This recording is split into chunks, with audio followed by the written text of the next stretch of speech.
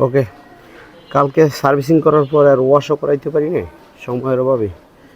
আর শোরুমের থেকে তো আসলে ইঞ্জিন অয়েলটা অন্য কোম্পানি চেঞ্জ করে দিবেও না, এটা আপনারা সবাই মোটামুটি ধারণা আছে।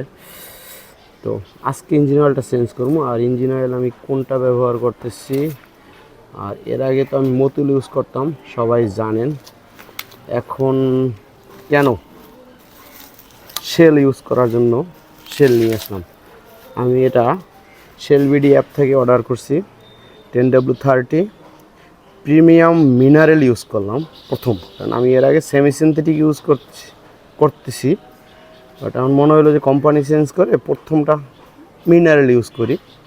আর এই মিনারেলের প্রাইস পড়ছে 610 টাকা। এই যে 610 টাকা, ডেলিভারি চার্জ ফ্রি। ইঞ্জিন অয়েলটা চেঞ্জ করি, গাড়িটা ওয়াশ করি।